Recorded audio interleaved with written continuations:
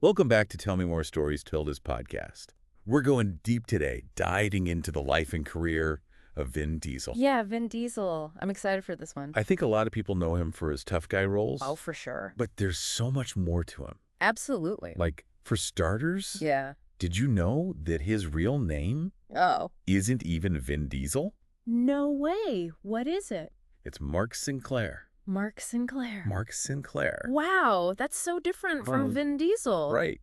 It's pretty wild. Yeah, I wonder how he came up with Vin Diesel. Well, a lot of actors adopt stage names. Right, yeah. Sometimes it's to create a certain image. Sure. Sometimes it's just finding a name that fits, It's true. In Diesel's case, Vin came from a nickname a friend gave him. Oh, okay. And Diesel was because of his energy. That makes sense. He's a pretty energetic guy. He is, yeah. On screen, at least. Yeah, definitely. And speaking of energy, Yeah. his first time acting was on stage. Oh. At just 7 years old. 7. That's incredible. I know, right? So young. He was just a kid. Wow. And get this. This is good. He got the opportunity because he and his friends were caught breaking into a theater. Oh, no. But Well, instead of calling the police, They did. the artistic director was like, Yeah. hey, why don't you kids be in my play? You're kidding. What a story. Isn't that amazing? That is so cool. I wonder if he would have become an actor otherwise. Right. What a twist of fate. Holy. And after that, he just kept going. Really? Yeah, he studied creative writing at Hunter College, Wow. which eventually led him to screenwriting. I mean, that makes sense. If Yeah. he was interested in acting and theater, Exactly. he probably loved stories. So he was already really driven, even back then. It sounds like it. So did he start with screenwriting then? Well, actually, his first film role Okay. was a tiny, uncredited part in Awakenings. Oh, I love that movie. It's a good one. That was back in 1990. A while ago. Yeah, a while ago. But he didn't just wait around for more roles, did he? No, he didn't. He actually made his own short film. Wow. Really? He wrote it, directed it, produced it, Wow. and starred in it. Talk about a go-getter. What was it called? It was called Multifacial. Multifacial. Interesting. What was it about? It was about racial identity and making it in the entertainment industry. I'd love to see that. Well, you're in luck.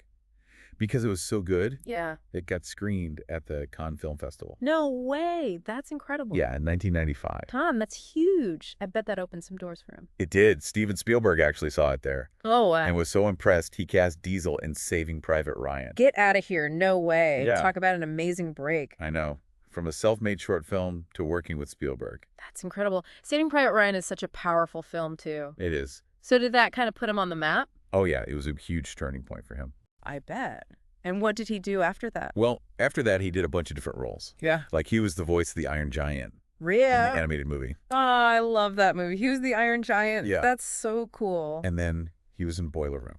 Oh, yeah. That's a great movie, too. Yeah, it's a good one. So he was doing a lot of different stuff. It seems like he was really trying to stretch his acting muscles. Yeah, definitely. Yeah. And then in 2000, Yeah. he got the role that would make him a star. Ooh, which one? Riddick. Riddick. And Pitch Black. Yeah, Pitch Black. Man, what a movie. This is so good. It really was. So was that kind of his big break then? It was. It really put him on the map as an action star. And then it just took off from there. Oh, yeah. He did The Fast and the Furious So classic. and Dead. X in the early 2000s. Wow. He was everywhere. And those movies really made him a global star. Totally. He became like the ultimate action hero. He did. And before we get into all that, Well- I just want to remind everyone to hit that subscribe button Yes. Subscribe. so you don't miss a single episode of Tell Me More Stories Told Us podcast. We've got a lot more to talk about with Vin Diesel. We do. So much more to his story Yeah. than just those action movies. I'm intrigued. Tell me more. So we were talking about how Vin Diesel became a huge action star. Yeah, The Fast and the Furious XXX, he was everywhere. A little action hero. But then he did something really interesting. What's that? He starred in The Pacifier. The Pacifier. The comedy with the kids. That's the one. Whoa, what a change from Yeah. all that action stuff. I know. Yeah. What do you think made him do that? Well, I think it shows how versatile he is as an actor. You think so? Yeah, he could have just kept doing action movies. For sure. But he wanted to try something different. Yeah. And he was good at it, too. He was. I mean, Yeah. The Pacifier was a hit. It was. People loved it. It showed a different side of him. Totally. Like, he wasn't just this tough guy. Exactly. He could be funny, too. They're sweet. Yeah, and good with kids. Right. So it really broadened his appeal. Definitely. It showed he could do more than just action. But yeah. even though he did the pacifier, Uh-huh. he couldn't stay away from action for too long. Of course not. In 2009, Yeah. he came back to the Fast and the Furious franchise. With the fourth movie, and that was a big one, right? Accurate. It really brought the franchise back to life. It did. Bigger action. Oh, yeah. More complex story. Yeah, and the focus on family, Right. that was really powerful. Totally. I think a lot of people connected with that. Definitely. And it wasn't just acting for him this time. What do you mean? He became a producer on the film. Oh, wow. So behind the scenes, too. Yeah, he was more involved In shaping the direction of the franchise. So it was more than just a job for him then. Right, it was like his passion project. And you can see that in the movies. They're not just mindless action films. Oh, right.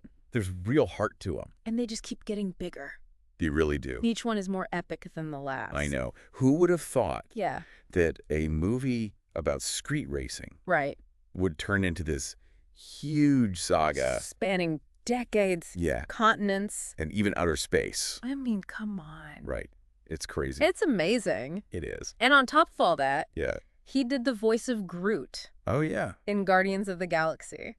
Can you believe that? The tough guy. Yeah. Playing this adorable tree creature. I know. It's so funny. It's brilliant. It really shows his range. Totally. He's not afraid to do something completely different. And he was perfect as Groot. He was? I mean, who doesn't love Groot? Seriously. And I bet that was a fun role for him, too. I think so. Just using his voice to create this character. So much emotion Yeah. with just 3 words. I am Groot.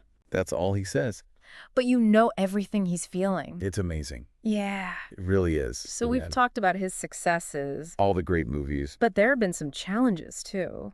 Oh, right. In December 2023, Mm-hmm.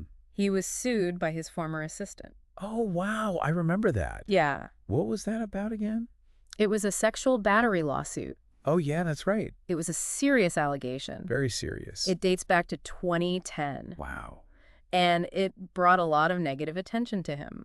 I can imagine. It's important to remember that these are just accusations. Oh, of course. And he has maintained his innocence. Right. And the legal process will have to play out. Exactly. We have to let that happen. But it's a reminder that even huge stars can face these kinds of challenges. For sure. It's a side of fame we don't always see. Right. It's not always glamorous. Not at all. And it reminds us that everyone deserves to be treated with respect. Absolutely. Regardless of their status. No matter who they are. Exactly. So it'll be interesting to see how all this plays out and how it affects his career going forward. For sure. So we've covered a lot of ground today.